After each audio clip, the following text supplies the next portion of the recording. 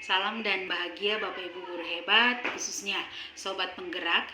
Dalam video kali ini saya Desi DT Nenohai sebagai calon guru penggerak Angkatan 11 dari Kabupaten Timur Tengah Selatan akan melaksanakan pra-observasi untuk aksi nyata modul 2.3 coaching supervisi akademik. Dan di video kali ini saya ditemani oleh rekan sejawat saya, Ibu Imelda Timlafu, yang akan menjadi objek pengamatan saya. Baik, langsung saja kita masuk pada kegiatan pra-observasi. Selamat siang Ibu Melda. Iya, selamat siang Ibu Desi. Bagaimana kabarnya hari ini?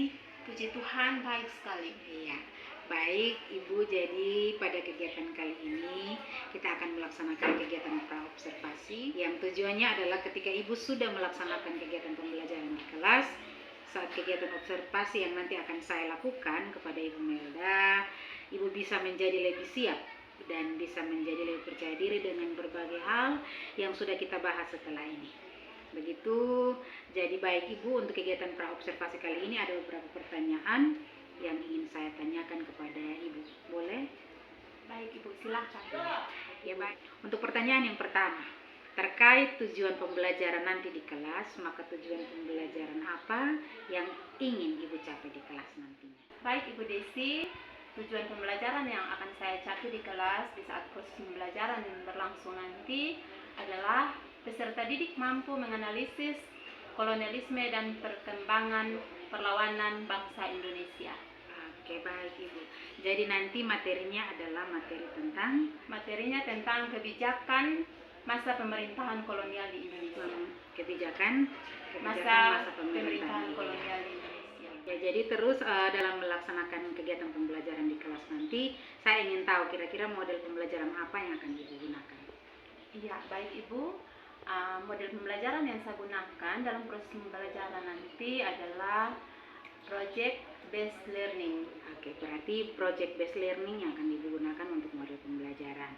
Nah, jadi baik, pembelajaran yang akan Ibu gunakan tadi sudah disampaikan. Nah, sekarang ingin saya tanyakan strategi pembelajaran apa yang kira-kira Ibu akan gunakan di kelas juga.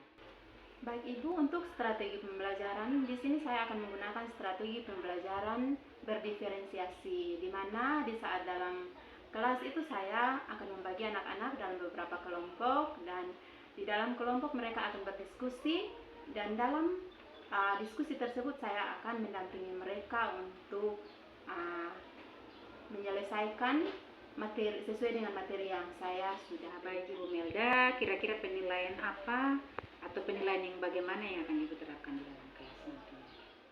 Ya, untuk penilaian saya akan menggunakan tes tulis dari hasil analisis sesuai dengan hasil presentasi dari anak-anak. Oke, baik Ibu Melda. Kira-kira sasarannya untuk observasi nanti di kelas berapa?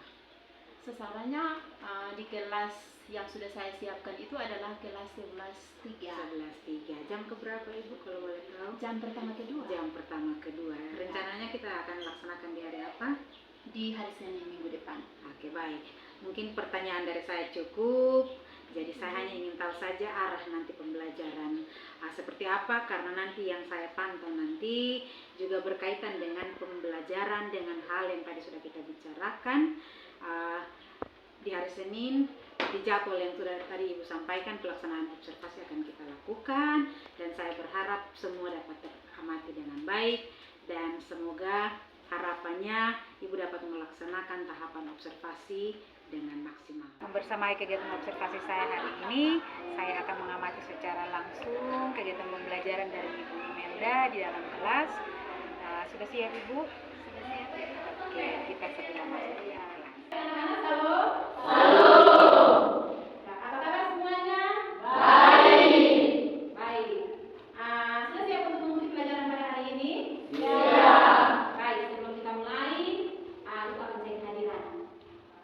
Ibu akan panggil nama ya.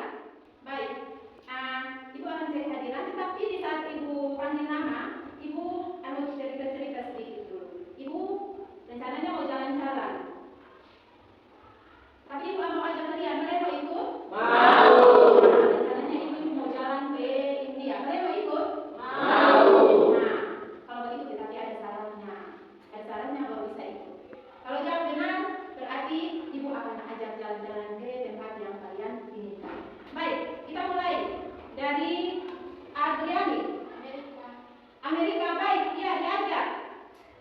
Yang berikut Apri, Australia. Baik, benar. Aprilia. Aprilia tidak hadir ya? Iya. Aprianti tidak lupa. Afrika. Oh, mau jalan-jalan ke Afrika. Baik. Itu terang baru. Mau ke Rusia. Mau ke Rusia ya. Baik, diajak. Baik anak-anak, sebelum kita mulai jalan-jalan hari ini, kita akan mengalinya dengan doa. Oleh karena itu yang berikutnya silakan berdoa. Marilah kita mengharapkan Allah di dalam saya yang juga ini dalam ajaran agama kita. Marilah kita berdoa. Ya Allah, di Tuhan yang kudus, Bapa Putra dan Kudus, serta sampai. Puji dan syukur kami mengatakan kehadiran Tuhan karena bertolong dari kami dari rumah hingga berjuang sekolah ini dalam keadaan selamat. Saat kami akan mulai kegiatan belajar mengajarkan, kiranya Engkau memberkati dari awal hingga bergerak dengan baik. Di dalam doa dan permohonan kami, hanya di dalam nama kami berdoa. Amin. Baik, terima kasih untuk kita dalam doa. Dan selanjutnya sebelum kita mulai dengan pelajaran kita berpantun. Mau berpantun? Mau. Oke, kalau begitu siap berpantun ya. Pantun ini pantun berbalas-balasan. Jadi di saat kalau ibu ucap kalimat apa kalian jawabnya target. Bisa toh? Bisa. Oke, jangan kita soe. Singgah sebentar memberi coklat. Wahai anak-anak berbijak budi. Untuk apa pendidikan di negeri ini? Ke kota Solo berjalan kaki. Jangan lupa membawa bekal. Pendidikan untuk anak bangsa. Menuju pemuda yang tak berbudi. Luar biasa hari ini kita akan masuk pada materi yang baru. Tetapi sebelumnya itu ibu mau tanya tentang materi yang sudah pernah kita bahas di bulan lalu. Masih ingat? Masih. Ya. Siapa masih ingat? Mana yang masih ingat? Semua ya? Ya. Iya. Nah, apa materi yang sudah pernah kita bahas di bulan lalu? Masuk pemerintahan Inggris di Indonesia dan berakhirnya kekuasaan Inggris di Indonesia. Baik, terima kasih kita berikan tepuk tangan. Ya, jadi hari ini kita akan masuk pada materi yang baru. Materi yang baru kita kali ini tentang kebijakan masa pemerintahan kolonial di Indonesia. Apa? Kebijakan masa pemerintahan kolonial di Indonesia. Kebijakan masa pemerintahan kolonial di Indonesia.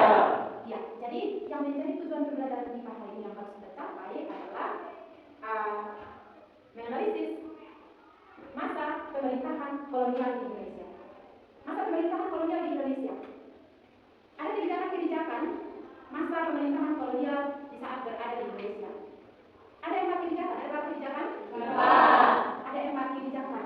Jadi kebijakan yang pertama adalah kebijakan monopoli perdagangan. Kebijakan apa?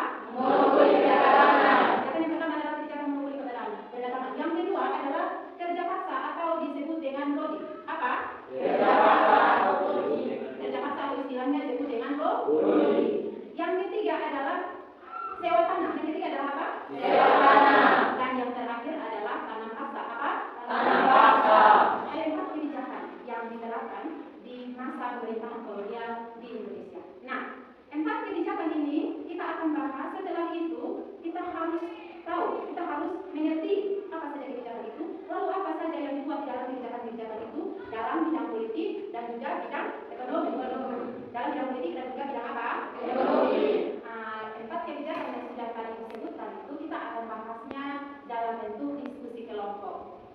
Oleh karena itu kalian akan dibagi dalam 4 kelompok. Dalam kelompok itu ibu akan bagi materi untuk di dalam kelompok kalian berdiskusi. Setelah diskusi, hasil diskusinya itu kalian presentasikan di depan.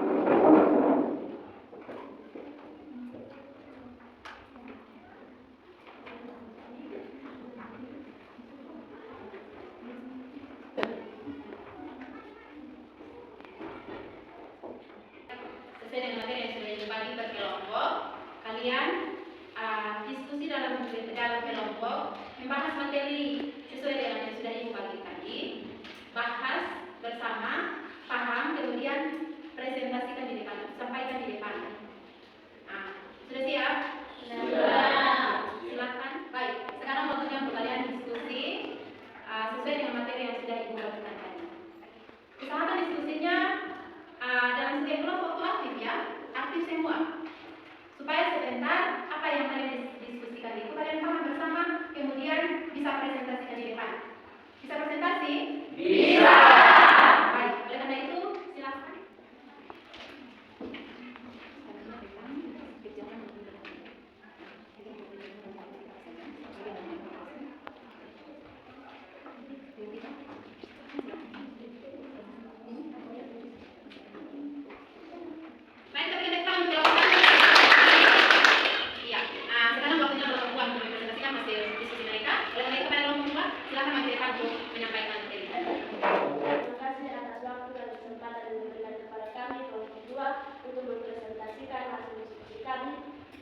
kebijakan monopoli perdagangan, yaitu penguasaan pasar yang dikuasai oleh satu atau sedikit perusahaan. Dalam hal ini kita dikuasai oleh VOC dan Belanda. Pada awalnya kedatangan bangsa-bangsa Barat diterima dengan baik oleh rakyat Indonesia karena tujuan mereka adalah untuk berdagang, tapi kemudian terjadi perubahan karena Belanda bisa memonopoli perdagangan dengan berbagai cara. Di antaranya adalah yang pertama bidang politik. Belanda menerapkan politik divide et impera atau politik adu domba. Dan hasil presentasi kami berada di tanah kami bersenang. Terima kasih perhatiannya, waktu kami memberikan hari ini. Ya, kita berikan tepuk tangan. Baik, terima kasih untuk semua kelompok yang sudah selesai presentasi. Terima kasih untuk semangatnya hari ini, presentasinya sangat luar biasa. Kita berikan tepuk tangan dulu.